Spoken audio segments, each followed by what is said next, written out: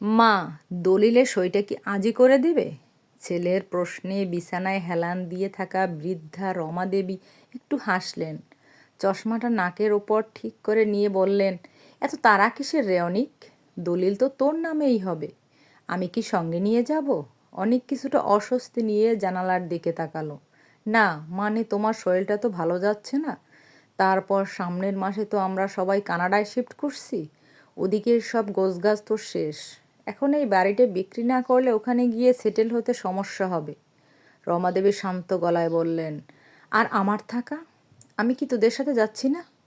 অনেক আমতা আমতা করে বলল, মা, ওখানের আবহাওয়া খুব ঠান্ডা। তোমার এই হাঁপানির টানে টিকে থাকা মুশকিল হবে। তাই ভাবছিলাম শহরের বাইরে ওই যে শান্তিনিবাস আছে না, বেশ খোলামেলা বড় বাগান, তোমার মতো অনেকেই ওখানে আছে। ওখানে মাসখানেক থাকলে তোমার শরীরটাও সারবে, আমাদেরও দুশ্চিন্তা কমবে। রমাদেবী দীর্ঘশ্বাস ফেললেন।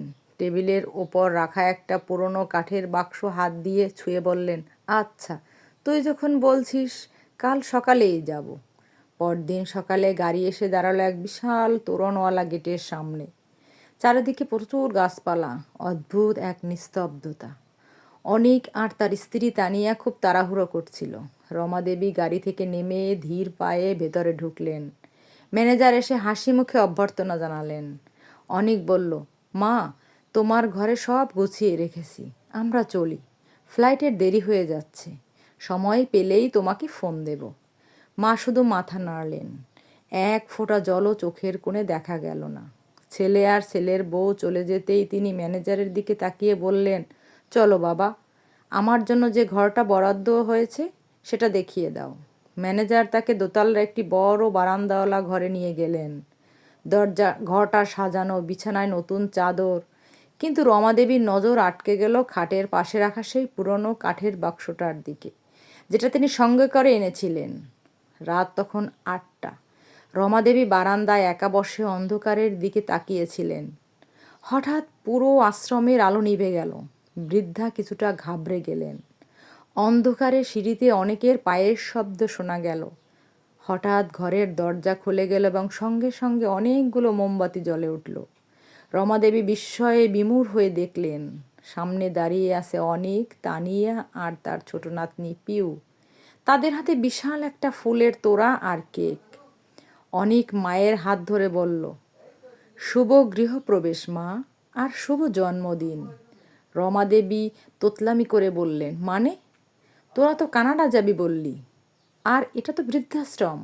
অনেক হেসে ফেলে মাকে জড়িয়ে ধরল। মা, এটা কোনো বৃদ্ধাশ্রম নয়। তোমার এই পুরনো বাড়িটা শহরের ঘিঞ্জি এলাকায় ছিল, তোমার দম বন্ধ হয়ে আসতো। তাই আমরা এটা বিক্রি করে শহরের বাইরে এই বাগান বাড়িটা কিনেছি তোমার জন্য। আর কানাডা যাওয়ার কথা ছিল মিথ্যে বলেছিলাম, কারণ তুমি তো নিজের বাড়ি ছাড়তে চাইতে না, তাই একটু নাটক করতে হলো। তানিয়া পাশ থেকে বলল, মা, এই বাগান বাড়িটা এখন থেকে আপনার। আমরা সবাই এখানেই থাকবো। অনেক অফিসের ট্রান্সফার নিয়েছে। রমাদেবী কান্নায় ভেঙে পড়লেন। কিছুক্ষণ পর সামনে নিয়ে তিনি সেই পুরনো কাঠের বাক্সটা খুললেন। ভেতর থেকে বের করলেন এক সেট সোনার গয়না আর কিছু জমানো টাকা।